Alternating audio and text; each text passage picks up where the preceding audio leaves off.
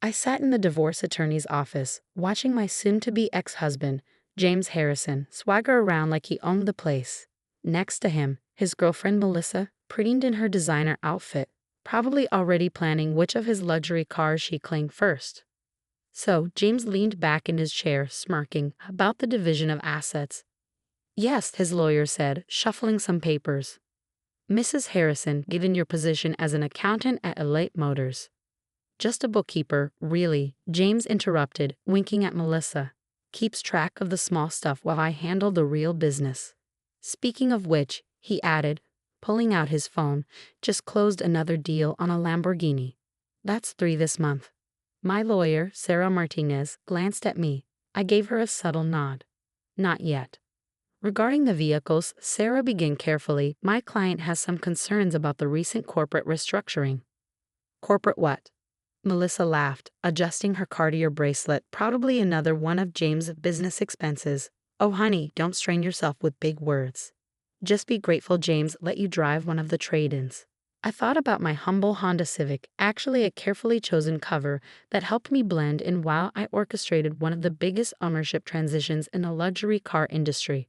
5 years of playing the quiet accountant while my investment firm systematically acquired controlling interest in Elite Motors Group. Actually, I said softly, I was wondering about the new financing structure for the Houston dealership. James's smirk faltered slightly. The Houston expansion was supposed to be confidential, his big play to prove himself to the board. What he didn't know was that the approval had come from my proxy directors.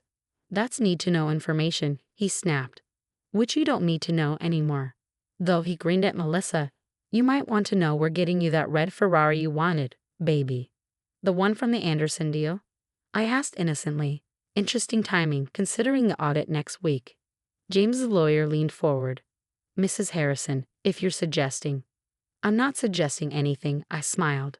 Just making conversation. Though the board might be interested in how many vehicles are being sold at special discounts lately. How do you know about the board? James demanded, his casual demeanor cracking. Oh, you know how it is in accounting. We see all the paperwork, like those interesting transfers to offshore accounts. Melissa clutched James's arm. Darling, she's just trying to cause trouble. She's jealous of our lifestyle. Lifestyle? I glanced at her designer bag, last season's model. You mean the one funded by creative bookkeeping and questionable sales practices? James stood up abruptly. That's enough. We're here to divide assets, not discuss company business. And since I own the dealerships, do you? I asked quietly, have you checked the ownership structure lately? His lawyer started typing frantically on his laptop, while Melissa's perfectly Botox forehead creased in confusion. What is she talking about, James? Nothing, he said too quickly. She's just bitter, probably upset about having to go back to her sad little Honda while we drive the good stuff. My Honda, I mused, which is actually registered to Summit Investment Partners, just like the building your dealership operates in, and the inventory financing, and the operating licenses. The color drained from James's face. Summit? That's impossible. They're the ones who've been buying up shares. For the past 5 years, I confirmed. While you were busy posting Instagram stories about your latest sales, I was quietly becoming your boss. You're lying, Melissa declared. James owns Elite Motors. His family built it. His family founded it, I corrected.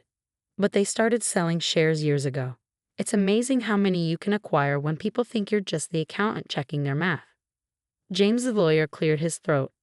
Mr. Harrison, I'm seeing some concerning documents here. Show me. James grabbed the laptop, his hands shaking as he scrolled through the ownership records. This can't, you can't be the founder and CEO of Summit Investment Partners? I stood smoothing my deliberately modest blazer. The same firm that now owns 76% of Elite Motors Group. Amazing what you can build while people underestimate you. But the parties, Melissa sputtered. The staff events you organized were excellent opportunities to evaluate the business from the inside, I explained. People reveal so much when they think you're just part of the background, like which salesmen are skimming inventory or which managers are falsifying numbers. James collapsed back into his chair. The board meeting next week will be very interesting. I finished, especially the part about the internal audit. You might want to explain those Ferrari demonstrations to your Instagram followers before the SEC does. James' lawyer frantically dialed someone while Melissa's Instagram-ready smile crumbled. The mediator had given up any pretense of neutrality, watching the unfolding drama with undisguised interest. "This is ridiculous," James finally sputtered. "You're just an accountant who got lucky marrying me." "Lucky?" I raised an eyebrow. Was it luck that earned me an MBA from Stanford while working full-time? Was it luck that built Summit Partners into a billion-dollar firm while you were busy staging photo shoots with supercars? "But the Christmas parties," Melissa stammered. "The employee appreciation events you organized." "Because the best intelligence comes from watching people when they're relaxed," I explained. "Like hearing about your plans to influence your way into a partnership position, or James's creative approach to inventory management." James's face went ashen. "You have no proof." "Actually, I have 5 years of proof. Every questionable sale, every mysterious discount, every unofficial test drive, documented and ready for the board's review." I turned to his lawyer. "You might want to familiarize yourself with automotive industry compliance regulations." Melissa grabbed her designer bag. "James, tell me she's making this up. Want me to show you the real ownership documents?" I pulled out my tablet. "Or maybe the actual sales figures from those record-breaking months you've been bragging about on social media." James' lawyer put down his phone. "Mr. Harrison, given these developments—" "Shut up." James stood, towering over the table. "This is my business. My family's name is on the building."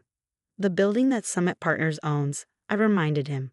"Along with the inventory, the licenses, and those fancy demo cars you've been lending to social media influencers." "The board trusts me," he insisted desperately.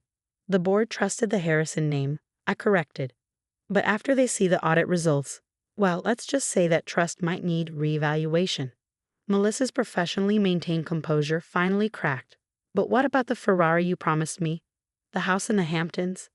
"Both company assets," I smiled. "Though I did enjoy watching you plan how to redecorate my properties." "I'll fight this," James threatened. "My family's connections." "Already know," I cut in. "Your father called this morning. He's particularly interested in how his son managed to turn a profitable luxury car business into a social media circus with questionable books." That hit home. James had spent his entire career trying to prove himself to his father, the legendary car dealer who built elite motors from scratch. "Dad knows." His voice cracked. "Everything," I confirmed. "The inflated sales figures, the missing inventory, the special arrangements with certain influencers. He was especially interested in the real numbers behind your supposed record-breaking quarter." Melissa's French manicured nails dug into her palms. "My brand partnership contract is void," I finished. "Though you might want to consult your tax advisor about those gifted vehicles you've been posting about." "You calculating which?" James spat. "You played me from the start." "No," I said calmly. "I married a man I thought could grow beyond his father's shadow. Someone who might actually learn the business instead of just posting about it. But you couldn't see past your own ego. Couldn't imagine that your simple accountant wife might understand luxury cars better than you." Sarah, my lawyer, cleared her throat. "Shall we discuss the revised settlement terms?" "Revised terms?" Melissa echoed weakly. "Given that I now control Elate Motors Group," I explained, "along with all its assets and real estate holdings, not to mention the evidence of various regulatory violations, I think we need to reassess the division of property." James's lawyer was already packing up. "Mr. Harrison, I strongly advise." "Everyone out," James growled.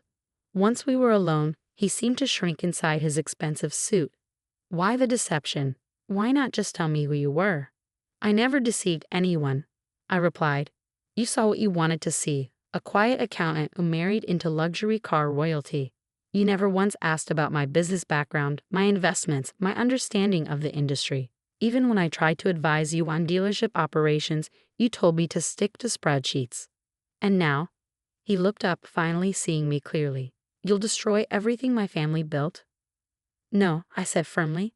"I'm going to save it. No more fake sales numbers. No more inventory games. No more treating million-dollar vehicles like Instagram props. I'm going to make Elate Motors worthy of its reputation again. Without me." "That depends on you," I said, standing and gathering my things. "You can either step down quietly or I can show the board exactly how you've been running their dealerships. Your choice. The next morning, I walked through the Elite Motors flagship showroom, my heels clicking against the polished marble floors. The multi-million-dollar vehicles gleamed under perfect lighting. No more Instagram models draped across their hoods.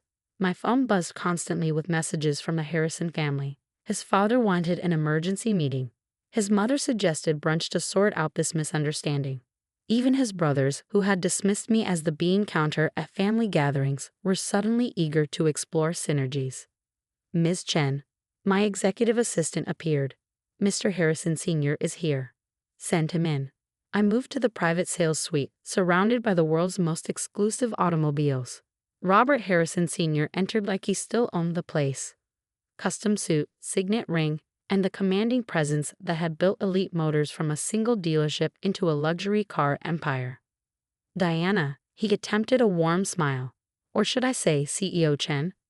Either works. Though you once preferred the girl who checks our numbers. He winced. About that, and other matters, perhaps we could come to an arrangement.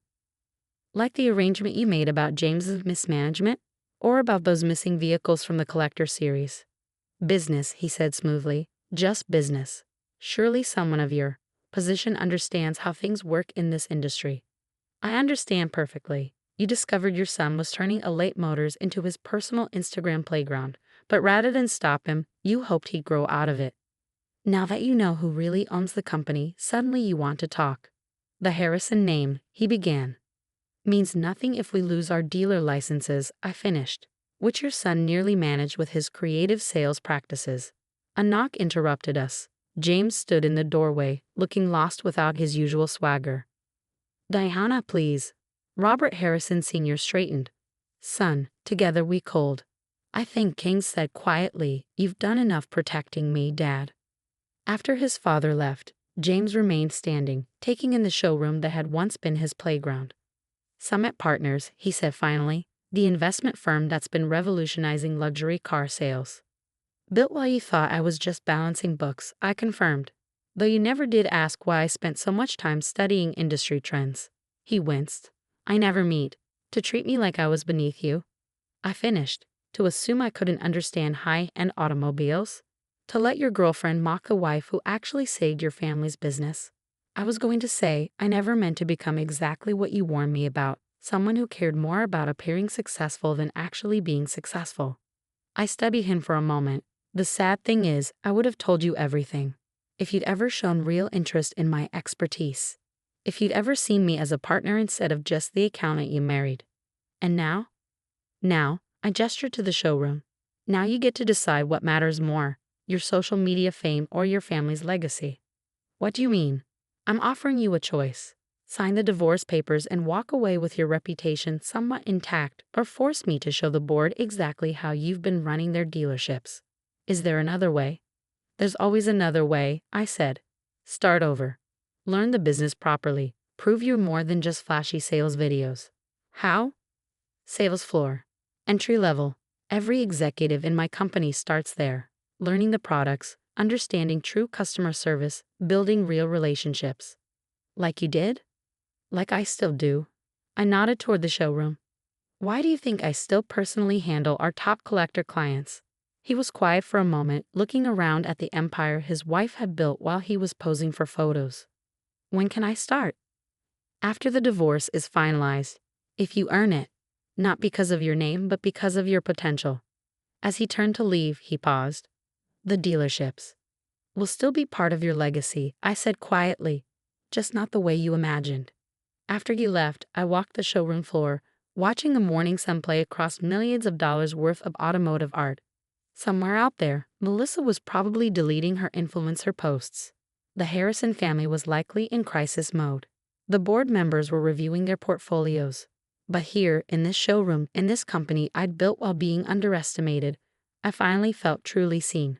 Not as a lucky accountant who married well, not as a Harrison wife, but as Diana Chen, the woman who built an empire while balancing the books. Sometimes the best revenge isn't just proving people wrong. It's giving them a chance to prove themselves worthy of the success they thought they were entitled to. I picked up my phone and texted James. Sales training starts next month. Don't forget your product manual.